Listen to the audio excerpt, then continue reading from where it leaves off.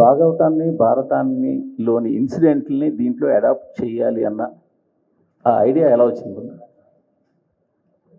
అంటే మనం ఆల్మోస్ట్ మన తెలుగు సినిమా అంటే మనకు ఫస్ట్ గుర్తొచ్చే పేరు మాయాబజార్ అయ్యారు సార్.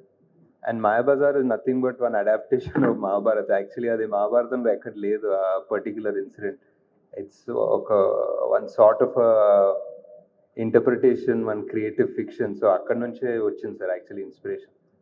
బట్ మీరు కొన్ని వందల సంవత్సరాల తర్వాత కాశీ నగరం కావచ్చు, ప్రపంచం కావచ్చు, చాలా దారుణమైన పరిస్థితుల్లో ఉన్నట్టుగా సినిమా ఎత్తుకోవడమే అక్కడ ఎత్తుకున్నారు. బట్ ఎత్తుకున్న తర్వాత మాత్రం కాశీ నగరంలో నడిచే సన్నివేశాలు ఏది కూడా ఎక్కడ ఒక నాట్ 1% పెయిన్ చూపించలేదు. ఈవెన్ హీరో కానీ, బ్రహ్మానందం కానీ, ఆఖరికి పాన్ వేసుకునే ఓల్డ్ లేడీ కానీ, సో వాళ్ళంతా చాలా జోవియల్గా ఉంటారు. సో ఆ స్టార్టింగ్లో ఆ వెహికల్లో మాత్రమే పెయిన్ చూపించారు. సో కాశీలో ఎక్కడ పెయిన్ చూపించారు. అదొక చిన్న కామన్ మ్యాన్ డౌట్. రెండొక డౌట్ ఏంటంటే, అసలు శంబల వాళ్ళ టార్గెట్ ఏంటి, లక్ష్యం ఏంటి, వాళ్ళ ఉద్యమం తాలూకా లక్ష్యం ఏంటి? రేపటి కోసం అన్నది ఓకే, అది కాయిన్ చేసిన వరుడు. అసలు ఏంటి వాళ్ళు అంటే కాంప్లెక్స్ని క్యాప్చర్ చేద్దామనా, లేకపోతే వరల్డ్ని మళ్ళీ ఓల్డ్కి వైభవాన్ని తీసుకురావాలనా?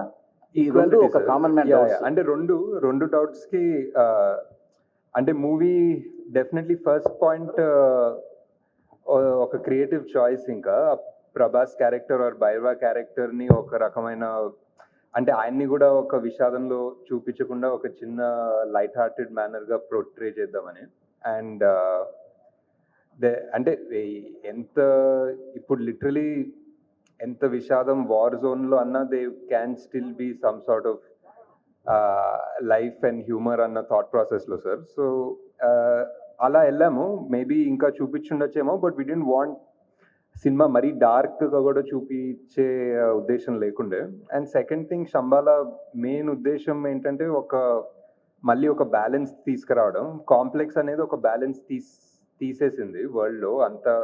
వరల్డ్లో ఉన్న రిసోర్సెస్ అంతా సక్ అవుట్ చేసేసి అంతా వాళ్ళ కోసమే పెట్టేసి హ్యావ్ నాట్స్ అన్న కాన్సెప్ట్ ఆల్మోస్ట్. సో అంతా వాళ్ళ దగ్గరే దాచుకున్నారు. జస్ట్ రీడిస్ట్రిబ్యూషన్ ఆఫ్ రిసోర్సెస్ అన్న లక్ష్యమే సార్ వాళ్ళు.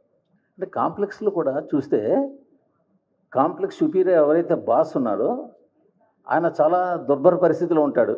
ఆయనకి ఆ సీరం రావాలి, మళ్ళీ బలోపేతం అవ్వాలి. బట్ మిగతా కాంప్లెక్స్లో ఉన్న వాళ్ళతో చాలా ఎంజాయ్గా ఉంటారు. బట్ ఇంకా అతనికి ఏముంది దానివల్ల అన్న కొన్ని మోర్ క్లారిటీగా ఇంకా పార్ట్ 2లోనే తెలుస్తాయి సార్.